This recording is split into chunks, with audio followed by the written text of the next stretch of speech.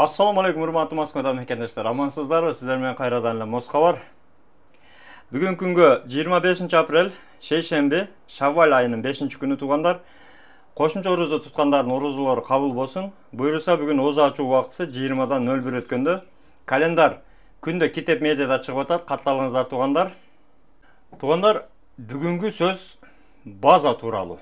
Акыркы күндөрү ушул мигрант болобу, башка адам болобу, кандай документ болсун, база деген сөз көп айтыла турган болду. Себеби азыр полиция кармаса деле регистрациянын базада барбы? База. Кечетен баштап текшерүүлөр катуу башталды. Кандай десеңиздер, регистрациядан сырткары, себеби көбүнүн регистрациясы таза базада болгондорду уже трудовойдун базасын сурап баштаптыр. Трудовой базада барбы? Официальный трудоустройство болгонбу? Официальный жерде иштейсиңби? Кагаздарыңды көрсөт. Эми кандай кылып болсо да ошол өзүнүн планын толтуруш максатында азыр мындай себеп издеп калыптыр да. Полиция токтотуп ошол себепти сурап, эгерде сиздердин регистрацияңыз таза базада болсо, алар эми трудовойдун базасын сурап баштаптыр.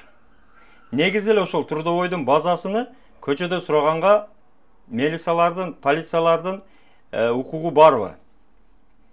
Дегеле ошол укугуну туура пайдаланып атабы деген суроолор да.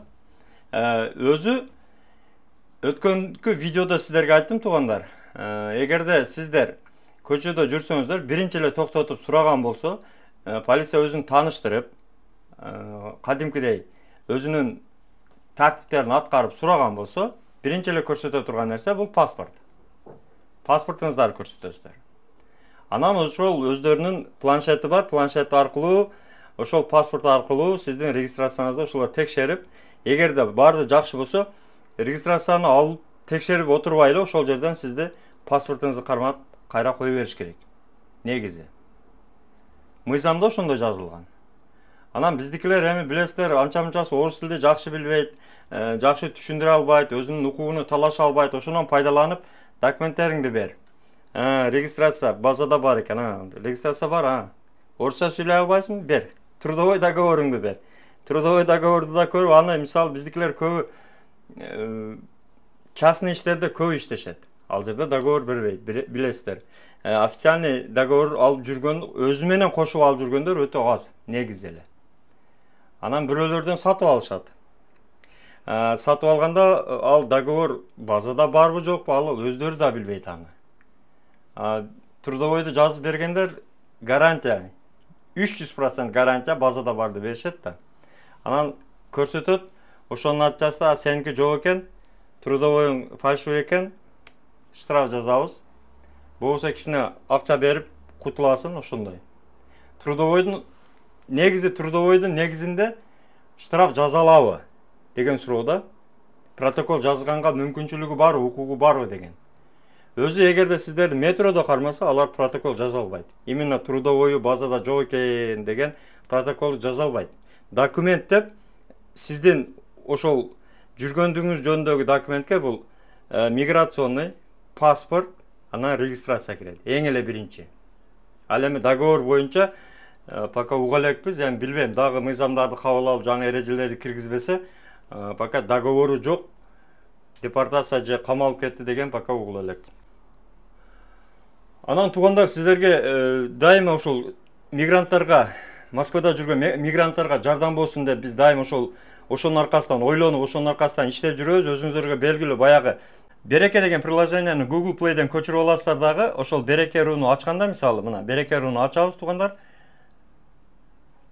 Ачканда мына телефонун сол жагында 3 мындайга чызып турат, 3 жолчо турат. Ошол жолчону ачсаңыз, меню деп айтылат. Меню кафеде эле эмес, ошол жерде да меню бар. Ошол менюну ачасыздар. Ачканда туугандар мына пайдалуу, договор, карыз, кара тизме, штраф, текшерүү деп ушул жерге договорду да кошуп койдук. Ушул договордун кандай пайдасы бар? Эгерде ушул сиздерде договор берип, 1,5 баягыдай договорду ишкананын, сиздин колуңузда ишкананын иштейби, ошол иштеп аткан ишканабы же жоюлуп кеткен барбы, жокпу? Негизи Москвада бар ишканабы, жок ишканабы деген суроолорго ушул мына договорду басасыз. Басып туруп, ушул жерде проверка кылсаңыз болот. Мына проверка контрагента деп турат. Кааласаңыз ИНН-ни жазасыз, кааласаңыз ОГРН-ди жазасыз. Мына атын жазып эле издесеңиздер болот. Мына ушул жерге жазып, мисалы фирманын атын жазып издесеңиздер болот. Ошо колуңузда турган договордун печатыны барго. Печати да мында айланасына жазып койгон. ОГРН бар, ИНН бар, ишкананын аталышы бар. Мисалы мына Океан деп издедик, баардык Океан деген нерселер чыкты. Океан деген фирмалар. Ушул жерде мына ИНН биринчи жолчодо турган ИНН астындагы ОГРН.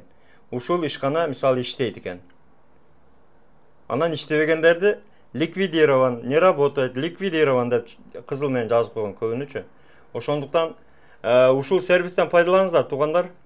Bereke.ru тиркемесини Google Play'ден көчүрүп алып, ушул жерден издесеңиздер болот. Андан сырткары мына карыз текшерүү, кара тизмеден текшерүү, штраф текшерүү, ушундай пайдалуу сервистер бар. Буйрусо ушул жерге мигранттарга керек болгон бардык сервистерди киргизебиз.